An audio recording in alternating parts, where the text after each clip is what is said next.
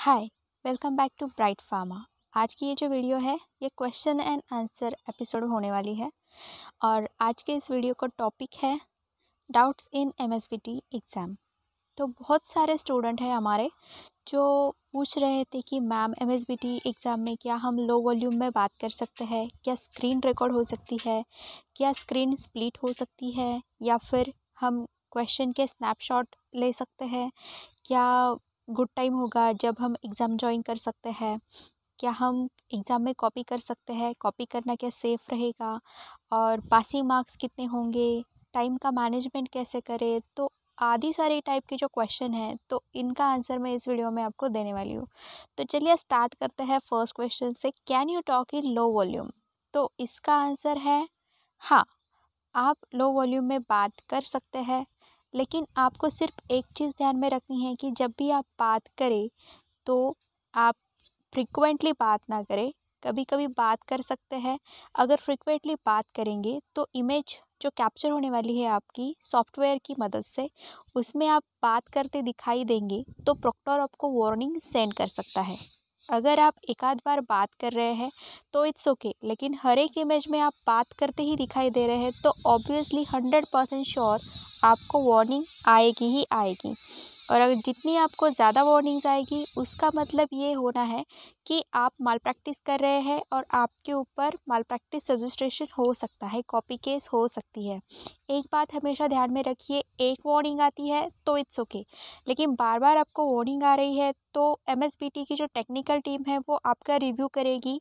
आपकी जो images capture की गई है, आपकी जो रिकॉर्डिंग हो रही है माइक में, सॉफ्टवेयर में, उसे चेक किया जाएगा।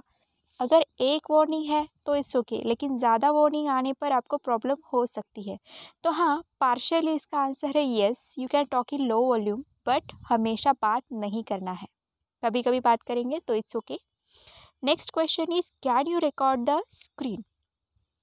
अब क्या करते हैं स्टूडेंट कि जब एग्ज़ाम चल रही होती है तो स्क्रीन रिकॉर्ड कर लेते हैं और उसे शेयर करते हैं अपने दोस्तों के साथ। तो इसका भी आंसर है पार्शियली येस, क्योंकि क्या होता है जब आप एप्लीकेशन पे एग्ज़ाम दे रहे होते हो तो एप्लीकेशन आपको स्क्रीन रिकॉर्ड करने के लिए अलाउ नहीं किया जाता। मैंने खुद ट्राई किया था जब मैं अपने स्टूडेंट्स को डेमो देने जा रही थी एग्ज़ाम के एप्लीकेशन का, तो स्क्रीन रिकॉर्ड करते वक्त उन्हें एप्लीकेशन दिखाई नहीं दे रही थी, ब्लैंक हो रही थी। इसका मतलब ये कि एग्ज़ाम की जो एप्लीकेशन है एमएसबीटी एग्ज़ाम एप्लीकेशन, वहाँ पे आपकी स्क्रीन रिकॉर्ड नहीं होगी। लेकिन अगर आप ब्राउज़र पे एग्ज़ाम दे रहे हैं तो हाँ, आपकी स्क्रीन वहाँ पर रिकॉर्ड हो सकती है। अगर अलाउ किया है आपके फ़ोन ने वो सेटिंग तो रिकॉर्डिंग होगी या फिर हो भी नहीं सकती। इसके भी 50-50% चांसेस है। अगर आपके ब्राउज़र पे रिकॉर्ड हो रहे हैं तो आप रिकॉर्ड कर सकते हैं। Next question is can you split the screen. अब ये क्वेश्चन जो था स्प्लिट स्क्रीन का, वो मुझे बहुत स्टूडेंट ने पूछा था क्या मैम आप स्क्रीन स्प्लिट कर सकते हैं या फिर नहीं। अब बहुत सारी ऐसी एप्लीकेशंस होती है जिनमें स्क्रीन स्प्लिट करने का जो फीचर है वो डिसेबल कर दिया होता है। तो हमने एग्जामएसबीटी की एग्ज़ाम की जो एप्लीकेशन है उसे देखा है तो उसमें भी स्प्लिट स्क्रीन नहीं होती। अगर आप ब्राउज़र के थ्रू एग्ज़ाम दे रहे हैं तो उसमें शायद आपकी स्क्रीन स्प्लिट हो सकती है। आप कर सकते हैं या नहीं, ये इसका आंसर मैं आपको नहीं दे सकती क्योंकि आपके फ़ोन के फीचर वो आपको पता होंगे अच्छे से। अगर हो सकती है तो obviously you can split the screen. लेकिन क्या होगा आप जब स्क्रीन स्प्लिट करते रहेंगे तो हो सकता है कि जो विंडोज़ आप चेंज करते हैं ना, तो उसके लिए आपको वार्निंग आ जाए। क्योंकि आप जितनी बार एक विंडो से दूसरे विंडो में जाते हैं तो उसकी जो नंबर होते हैं ना वो रिकॉर्ड होते जाते हैं कि कितनी बार इस स्टूडेंट ने विंडो को शफल किया है, मतलब चेंज किया है इस विंडो में से उस विंडो में। तो उस चीज़ का ध्यान रखें। अगर आपको वार्निंग आ रही है इस चीज़ के लिए तो आप स्प्लिट स्क्रीन बंद कर दीजिए, उसे यूज़ मत कीजिए, क्योंकि जितनी ज़्यादा वार्निंग्स आपको मिलेंगी उतना ही खतरा आपको बढ़ सकता है। इसका मतलब कि आप एग्ज़ाम कैंसिल कर सकती है, एमएसबीटी की टीम आपकी एग्ज़ाम लेगी ही नहीं आपकी इस हरकतों की वजह से। तो please be aware of this. Next question is can you take the screenshot of questions flashed. अब जो मॉक टेस्ट हुई थी उनमें से कुछ स्टूडेंट ने ब्राउज़र पे एग्ज़ाम देते वक्त उसके स्क्रीनशॉट लिए थे। तो हाँ, उन्हें अलाउ था स्क्रीनशॉट लेने के लिए। उनके फ़ोन ने कोई भी रेस्ट्रिक्शन शो नहीं की, लेकिन जो एप्लीकेशन है MSBT एग्ज़ाम की एप्लीकेशन, तो उस पे जब एग्ज़ाम चल रही थी तो स्टूडेंट उस पे स्क्रीनशॉट नहीं ले पा रहे थे, उसका स्क्रीनशॉट कैप्चर नहीं हो रहा था। तो अगर आप ब्राउज़र पे एग्ज़ाम दे रहे हैं तो आप ऑब्वियसली स्क्रीनशॉट ले सकते हैं। Next is what is the good time to join the exam. अब कौन से टाइम पे आपको एग्ज़ाम जॉइन करनी चाहिए? 2 स्लॉट दिए गए हैं आपको, 10 से 12 और फिर आफ्टरनून सेशन में, ठीक है? तो जो भी सेशन है तो उसे स्टार्ट होने के 30 मिनट के बाद, फॉर एग्ज़ाम्पल आपका मॉर्निंग सेशन है 10 से लेकर 12 तक, तो आप 10:30 बजे लॉगिन कर सकते हैं। क्योंकि क्या होता है ना कि बहुत सारे स्टूडेंट एक ही बार में वहाँ पे लॉगिन रहते हैं, तो सर्वर की प्रॉब्लम आ सकती है, कुछ इंटरनेट की इशू आ सकती है। तो क्या होगा ना कि आप जब 11:30 बजे के आसपास लॉगिन करने का ट्राई करेंगे तो इंटरनेट कनेक्टिविटी इशू होने की वजह से या फिर कुछ और टेक्निकल इशू होने की वजह से हो सकता है कि आपका लॉगिन डिले हो जाए। तो आपको एग्ज़ाम देने के लिए वो टाइम सफिशिएंट रहेगा कि नहीं, इसका कोई अंदाज़ा नहीं लगा सकते। अगर आप जल्दी लॉगिन कर लेंगे 10:30 के आसपास, 10:15 के आसपास, तो आपकी एग्ज़ाम अच्छे से हो जाएगी, कोई भी दिक्कत नहीं आएगी। और अगर कोई दिक्कत आई भी तो आपके पास टाइम होता है बहुत सारा, जिसमें आप वो सारी परेशानियाँ सुलझा सकते हैं। सो मैं आपको रिकमेंड करूँगी कि आप 10 से लेकर 10:30 बजे तक लॉगिन हो सकते हैं एग्ज़ाम के लिए, which is good for your exam. Next question is it safe to do copy in exam? Safe कोई भी चीज़ नहीं है। कॉपी करने से आप पे कॉपी केस हो सकती है, ये आप पहले से ही जानते हैं। अगर आप ये सोच रहे हैं कि हम ऑनलाइन एग्ज़ाम दे रहे हैं, किसी को क्या पता चलेगा, तो नहीं, ऐसा बिल्कुल नहीं है।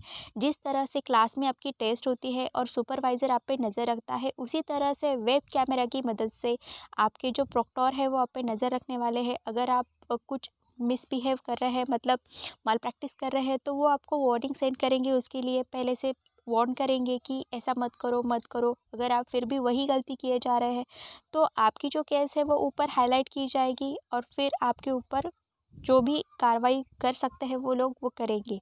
तो ये बिल्कुल भी सेफ़ नहीं है एग्ज़ाम में कॉपी करने के लिए। आप जो भी करें प्लीज़ अपनी खुद की रिस्पॉन्सिबिलिटी पे करें।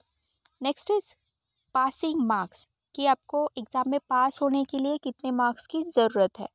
तो 100 आउट ऑफ, मतलब टोटल जो आपकी एग्ज़ाम होने वाली है वो आउट ऑफ 100 होने वाली है, तो उसमें आपको पास होने के लिए मिनिमम 40 मार्क्स चाहिए। तो इंटरनल और आपकी जो फाइनल एग्ज़ाम अभी होने वाली है, दोनों को मिलाकर 40 मार्क्स आपके होने चाहिए। तो आपका जो भी रिकॉर्ड सेंड किया गया है यहाँ से, आपके जो इंटरनल मार्क्स, उसे और यहाँ पे मिलाकर आपको 40 मार्क्स होने चाहिए। तो आपको आपका मीन पता होना चाहिए कि आपको कितने मार्क्स इंटरनल में दिए गए हैं और आपको कितने मार्क्स सिक्योर करने हैं। इन जनरल 14 मार्क्स आपको पासिंग के लिए चाहिए। 35 आउट ऑफ अगर आपको स्कोर करना है तो 40 मार्क्स की आपको ज़रूरत है, सॉरी 40 क्वेश्चंस आपको सॉल्व करने होंगे, राइट। तो आपको पासिंग के लिए 40 मार्क्स की ज़रूरत है, तो अकॉर्डिंगली आप उसे प्रिपेयर कर सकते हैं।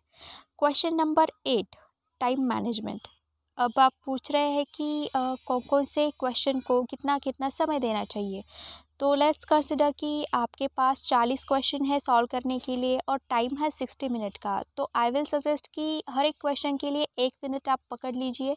1 मिनट से ज़्यादा उस पर टाइम वेस्ट मत कीजिए। जो भी आपको आंसर आता है वो आप पहले सेव कर लीजिए और फिर उसके बाद नेक्स्ट क्वेश्चन पे जाइए। इससे क्या होगा कि आपके जो क्वेश्चन है वो ऑन टाइम सॉल्व हो जाएंगे। और अगर अगर फिर बाद में आपको ऐसा लग रहा है कि ये क्वेश्चन मुझे थोड़ा सा डाउटफुल लग रहा है, मैं इसका आंसर चेंज कर लेता हूँ, तो आप फिर डैशबोर्ड में से जाके वो क्वेश्चन चूज़ करके फिर से उस क्वेश्चन का आंसर बदल सकते हैं, नॉट एन इशू। तो इस तरह से आप हर एक क्वेश्चन को 1 मिनट देंगे तो आपकी एग्ज़ाम 1 घंटे में आराम से सॉल्व हो जाएगी। कुछ कुछ स्टूडेंट का IQ बहुत ज़्यादा होता है जो 10 मिनट में भी क्वेश्चन पेपर पूरा सॉल्व कर लेते हैं। So it's very good for them.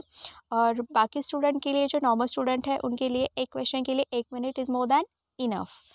So next question is, would question remain same for each student or would it be different? अब बहुत स्टूडेंट ने ये पूछा था कि क्या मैम ये जो क्वेश्चंस हैं ये हर एक स्टूडेंट के लिए डिफरेंट रहेंगे या फिर सेम रहेंगे। तो इसका आंसर है ना सेम रहेंगे ना डिफरेंट रहेंगे। कुछ क्वेश्चंस होंगे जो सिमिलर हो सकते हैं, क्योंकि बहुत सारे लाखों लोग एग्ज़ाम देने वाले हैं एमएसबीटी का, तो ये तो हो नहीं सकता, पॉसिबल नहीं है कि हर एक स्टूडेंट के लिए अलग क्वेश्चन पेपर सेट किया जाए। कुछ सेट्स हो सकते हैं क्वेश्चन पेपर के, जो शफल होंगे क्वेश्चन, 1-2 क्वेश्चन सिमिलर हो सकते हैं, या फिर 10-12 क्वेश्चन सिमिलर हो सकते हैं, या फिर 7-8 क्वेश्चन सिमिलर हो सकते हैं, कोई भी डिटरमाइन नहीं कर सकता। जो आपका ऑफलाइन एग्ज़ाम होता था ना प्रैक्टिकल का, तो क्या होता था उसमें कि क्वेश्चन पे रैंडम कोड्स दिए जाते थे। ये जो होता था वो जनरली केमिस्ट्री के एग्ज़ाम में होता था कि कोड्स दिए जाते थे पेपर पे, हमें कोई भी पेपर उठाना पड़ता था और जो कोड दिया हुआ है उसे हम क्वालिटेटिव डिटर्मिनेशन के लिए हमें लाते थे, मतलब वो हमें रैंडम सैंपल दिया जाता था जिससे हमें आइडेंटिफाई करना होता था। तो ये भी कुछ उसी तरह है, जो भी आपके नसीब में आएगा वो आपको क्वेश्चन पेपर का सेट मिल जाएगा। अब हो सकता है किसी को सेम भी आ जाए, किसी को डिफरेंट भी आ जाए, लेकिन अगर आप एक ही टाइम पे एग्ज़ाम दे रहे हैं तो आपको पता नहीं चलेगा। पेपर होने के बाद आप डिस्कशन करके फिर पूछ सकते हैं कि आपको ये क्वेश्चन थे, क्या आपको वही थे? आपके दोस्तों के साथ आप डिस्कस कर सकते हैं। तो क्वेश्चन सेम रहेंगे या डिफरेंट रहेंगे, इसका आंसर है पार्शियली येस पार्शियली नो, क्योंकि हर एक क्वेश्चन सेम नहीं होगा और हर एक क्वेश्चन डिफरेंट भी नहीं होगा, कुछ क्वेश्चन सेम हो सकते हैं। Okay, question number 10, who will do proctoring. अब आप पूछ रहे थे कि मैम आप प्रॉक्टरिंग प्रॉक्टरिंग तो बता रही है, लेकिन ये प्रॉक्टरिंग करेगा कौन? क्या रोबोटिक प्रॉक्टरिंग होगा ये, या फिर कोई एमएसबीटी की टेक्निकल टीम से होगा, या फिर वेब कैमरा ऑटोमेटिकली ही प्रॉक्टर करेगा? तो प्रॉक्टरिंग जो करने वाले हैं ना, वो आपके कॉलेज के टीचर्स ही करने वाले हैं प्रॉक्टरिंग। वो खुद रहेंगे, तो वो ही आप पे ऊपर नज़र रखने वाले हैं। जिस तरह से ऑफलाइन एग्ज़ाम होती है ना क्लास में, तो आपको सुपरवाइज़ करते हैं, आप लोग आपको सप्लीमेंट देते हैं, आपके पेपर पे सिग्नेचर करते हैं, तो जिस तरह से वहाँ किया जाने वाला था, अब यहाँ पे सिर्फ सिग्नेचर नहीं होंगे, लेकिन आपको वार्निंग ज़रूर आएगी। अगर आप पीछे मुड़ के भी देखें तो आपके टीचर्स आपको बोलते हैं ना, मतलब सॉरी सुपरविजन बोलते हैं ना कि पीछे क्यों मुड़ के देख रहे हो, क्या है, क्या लिख रहे हो, बाहर जाना है क्या क्लास से? तो इस तरह से कुछ वार्निंग जो आपको हमें क्लासरूम में मिलती थी, ये अभी मिलने वाली है हमें ऑनलाइन। ठीक है, next is can use pen and paper. मतलब अभी कुछ ऐसे एग्ज़ाम भी होने वाले हैं हमारे, फार्मेसी में नहीं है, लेकिन डिप्लोमा इन इंजीनियरिंग में कुछ न्यूमेरिकल सब्जेक्ट्स होते हैं जिनको पेन एंड पेपर की ज़रूरत होती है। तो उन पेपर के लिए पेन एंड पेपर यूज़ कर सकते हैं। एमएसबीटी ने अपने इंस्ट्रक्शन में अलाउ भी किया है कि जिन पेपर्स को न्यूमेरिकल होते हैं जिनमें, तो उसके लिए आप पेन एंड पेपर यूज़ कर सकते हैं। और अगर स्टूडेंट उस वक्त पेन एंड पेपर लेके कुछ एग्जाम्पल सॉल्व कर रहे हैं, न्यूमेरिकल सॉल्व कर रहे हैं, तो उस पेपर के लिए उनको वार्निंग नहीं मिलेगी। अब फार्मास्यूटिक्स में, सॉरी फार्मेसी में तो ऐसा कोई सब्जेक्ट नहीं है जहाँ पे पेन और पेपर की ज़रूरत पड़ेगी। हाँ, फार्मास्यूटिक्स में है कुछ एग्जाम्पल, जैसे कि डोज कैलकुलेशन, या फिर जो पोसोलॉजी में यंग्स फार्मूला वगैरह वो होते हैं, तो उसके ऊपर अकॉर्डिंगली आपको कोई एग्जाम्पल पूछा गया है, तो इलस्ट्रेशन पूछा गया है, तो उसके लिए आप पेन एंड पेपर यूज़ कर सकते हैं। बट ऐसा कोई न्यूमरोलॉजिकल सब्जेक्ट तो आपको नहीं है जिसमें आपको पेन एंड पेपर की ज़रूरत पड़ेगी।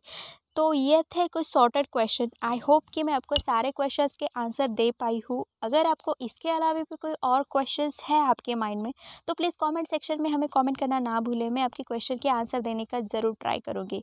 तब तक के लिए पढ़ते रहिए, क्योंकि आपकी एग्ज़ाम बहुत जल्दी ही आने वाली है। 15 से आपकी एग्ज़ाम शुरू होने वाली है। So best of luck.